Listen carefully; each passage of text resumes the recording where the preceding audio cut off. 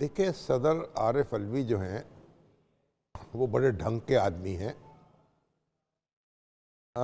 लेकिन अभी जो उन्होंने फाइल रोक ली है, तो मतलब ये है कि जो ख़वातीन की नशिस्तें हैं जो पीटीआई के हिस्से में आनी चाहिए थी जी, या सुन्नी कौंसिल के हिस्से में, उसके बारे में इलेक्शन कमीशन ने कोई फैसला नहीं किया।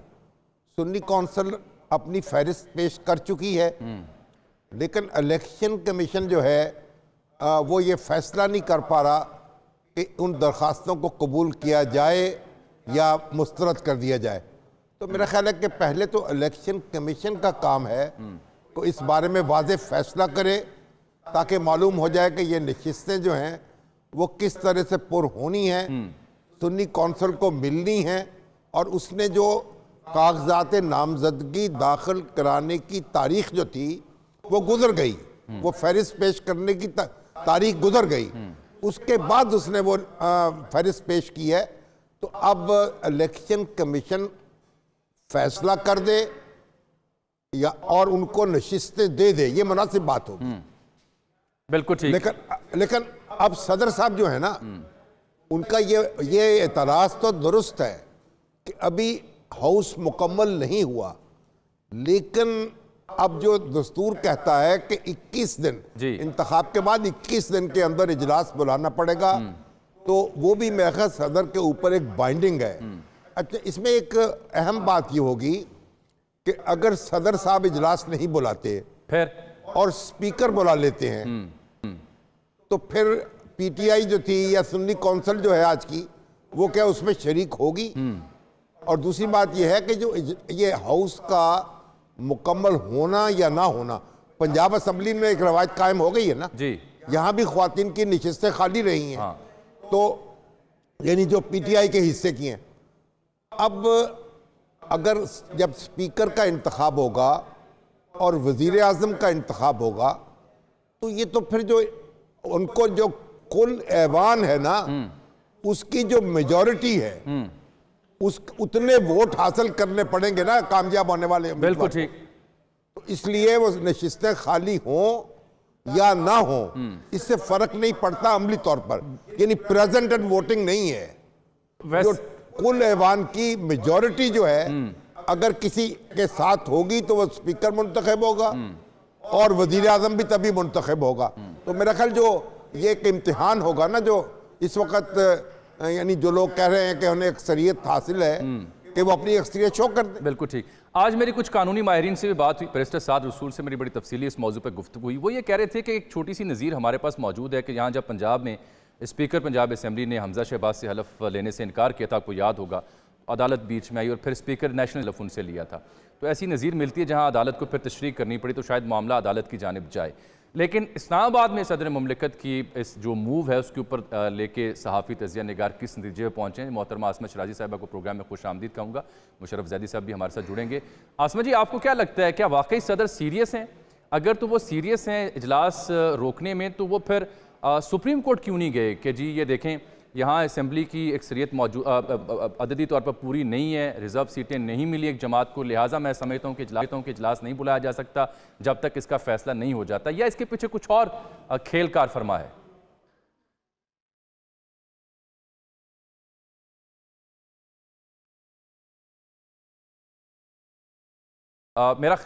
मेरा ख्याल है आपका माइक म्यूट है, स्काइप के जरिए माइक जी, अब मैं सुन पा रहा हूँ। मेरी माजरत जामी, आपको बहुत मुबारक हो नया प्रोग्राम, और शामी साहब की खिदमत में मेरा सलाम, और मुशर्रफ साहब की भी। तो बिल्कुल देखिए, ये हो नहीं सकता कि तहरीक इंसाफ जो है उनसे वाबस्ता लोग जो हैं वो कोई ऐसा रखना ना डाले जिसकी ज़रूरत ना हो। मसलन सदर अलवी जो है वो बहुत पुराने पार्लियामेंटेरियन हैं और बहुत ही अच्छे पार्लियामेंटेरियन रहे हैं। हमने पार्लियामेंट में उनको कवर किया और वो बेहतरीन कानून साजी, मेरा ख्याल है जितने अच्छी कानून साजी प्रेसिडेंट अलवी बतौर एमएनए पेश करते रहे हैं और जितना एक्टिव रोल उनका पार्लियामेंट के मेंबर के तौर पे रहा है, वो मेरा ख्याल है किसी से ढका छुपा नहीं है, और रिकॉर्ड कानून साजी उनके ऊपर, उनके जिम्मे जो है वो सर जो है वो मौजूद है। लेकिन यहाँ पे अगर आपको बताएं कि जो आर्टिकल 91 है वो बहुत वाज़ेह है कि 21 दिन के अंदर, उससे पहले भी सदर जो है वो इजलास तलब कर सकते हैं।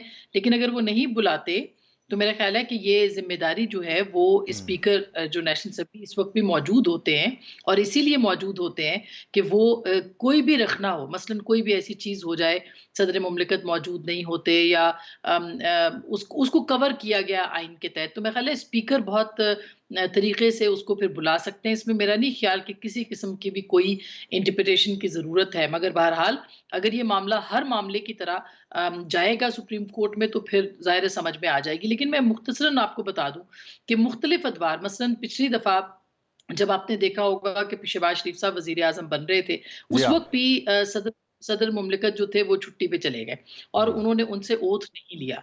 इसी तरह से उसके बाद आप देखिए कि मुख्तलिफ कानून साज़ियों के हवाले से भी, और फिर जो उनके मुतनाज़ा ट्वीट्स थे कानून साज़ी के हवाले से, वो भी मंज़र-ए-आम पर आते रहे। तो मुख्तलिफ औक़ात में फिर असेंबली जिस तरह से तोड़ी गई, बर्ख़ास्त की गई, सदर मुमलिकत ने इमरान खान साहब के एडवाइस के ऊपर जिस तरह से बर्ख़ास्त की, वो भी एक बहुत ही मुतनाज़ा मामला है। और यहाँ तक कि सुप्रीम कोर्ट में हालिया जो मुकदमे थे, उसमें ये गूंज रही कि ये गैर आईनी कदम था, और गैर आईनी कदम में सदर मुमलिकत भी शरीक रहे। ठीक। चीफ जस्टिस जो इस वक्त के हैं, उनके खिलाफ भी जो आपने देखा आया था रेफरेंस, उसमें भी सदर का जो किरदार था वो बहुत मुतनाज़ा रहा। तो मेरा ख्याल है ये हो तो जाना है, असेंबली के इजलास ने मुनक्किद तो होना है, मगर 4 दिन से उसकी फाइल को दबाए रखना, उसके ऊपर प्रोसीड ना करना, मेरा ठीक। ख्याल है कि ये एक लेन-देन या लो और दो की बुनियाद और मखसूस नशिस्तों की बुनियाद के ऊपर ये बात जो है वो उसके ऊपर ये जा सकती है। बिल्कुल ठीक। इससे जुड़ी एक और ख़बर भी थी कि अखबारों में भी आई, मेरी भी कुछ ऐसी इत्तलात थी, हालांकि इसकी तस्दीक नहीं हो सकी। आरिफ अलवी साहब का जो रिसेंटली कंडक्ट रहा, पीटीआई की दीन खान साहब उससे कुछ ज़्यादा मुतमिन नहीं रहे, उनसे नाला भी रहे। गो कि उन्होंने, जो मेरी इत्तलात हैं, जेल में भी कुछ पैगाम रसानी की कोशिश की, लेकिन वो वाली हिमायत या आशीर्वाद उन्हें नहीं मिल सकी।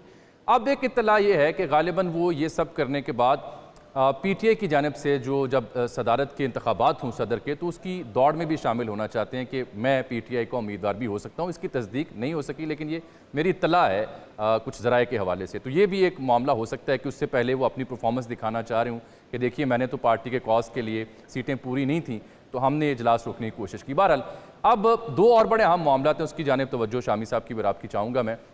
क्या ये निज़ाम चल पाएगा, क्योंकि विद इन नून लीग आवाज़ें आ रही हैं कि दोबारा इलेक्शन करवाना पड़ेगा, हमारे साथ भी धांधली। लेकिन उससे पहले एक और बड़ा अहम मुद्दा है जो बिलखुसूस शामी साहब की खिदमत में रखूँगा। शामी साहब, मोहतरमा मरियम नवाज़ पंजाब की पहली खातून वज़ीर आला होंगी। उनसे सियासी इख्तलाफ हो सकता है, सियासी जमातों को उनकी परफॉर्मेंस के ऊपर सवाल उठ सकते हैं, लेकिन एक बड़ी अजब सूरत हाल मुझे देखने को मिली जब इंतहाई मकबूल तज्ज़िया निगार दानिश्वर जनाब औरिया मकबूल जान साहब ने एक हदीस का हवाला देते हुए औरत की हुक्मरानी और मरियम जैसे आ रही हैं उसके ऊपर सवाल उठा दिया कि ये तो जायज़ ही नहीं है। यह पहलू है, और इससे पहले बीबी शहीद भी थी, मोहतरमा फातिमा जनाब भी थी। अब इस दौर में ये बात, क्या इसका इतलाक होता है?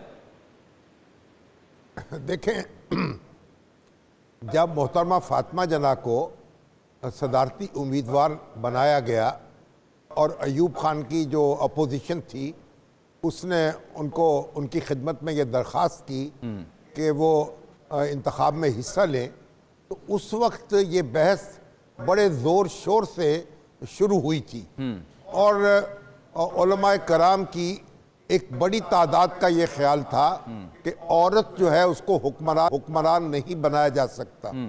और रसूलुल्लाह सल्लल्लाहु अलैहि वसल्लम का हदीस है, उसमें यह है कि जब जो औरतों के सपुर्द करते जब मामलात, यानी जब औरतों के सपुर्द मामलात किए जाएं तो फिर ज़मीन जो है उसका पेट बेहतर है उसकी सतह से। तो ये, लेकिन अब इस पर बड़ी बहस हुई और जमात इस्लामी जो थी वो फील्ड मार्शल अयूब खान की मुखालफत कर रही थी, बिल्कुल मोहतरमा फातिमा जना के साथ थी। अगरचे मौलाना सैयद अबुल्ला मौदूदी और उनके रफ़का उस वक्त जेल में थे, लेकिन जमात इस्लामी ने उनको सपोर्ट किया।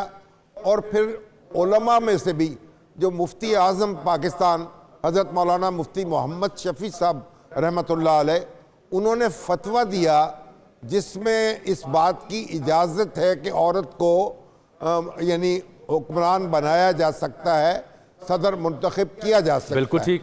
और ये बहस जो थी, फिर जब मोहतरमा बेनज़ीर भुट्टो वज़ीर आज़म बनी उससे पहले भी ये बहस छिड़ी और उनके मुखालिफ जो थे उन्होंने इस नुक्ते को उठाया, लेकिन उसमें भी कोई बात बनी नहीं, क्योंकि जो एक हमारे यहाँ यानी एक भारी अक्सरियत जो है उसने इसको रद्द कर दिया। बिल्कुल ठीक। अब हज़रत मौलाना अशरफ अली थानवी साहब रहमतुल्लाह अलैह, उनका एक फतवा है इसमें। उन्होंने कहा कि पार्लिमानी निज़ाम में इख्तियारात जो हैं वो पार्लियामेंट के पास होते हैं, उससे आखज़ किए जाती है ताकत। हाँ जी। इसलिए औरत जो यानी खातून वज़ीर आज़म बन सकती है, क्योंकि वो उसका इख्तियार मुतलक नहीं होता। बिल्कुल, वो पार्लियामेंट के पास इख्तियार होता है। पार्लियामेंट से अखज़ करदा ताकत के तहत अखज़ करदा वज़ीर या इख्तियार है। वज़ीर आज़म या सदर बनते हैं। बिल्कुल। इसलिए अब ये मेरा ख्याल बहस जो है अब दोबारा नहीं छेड़ी जा सकती और इसमें कोई वजन बाकी नहीं रह गया।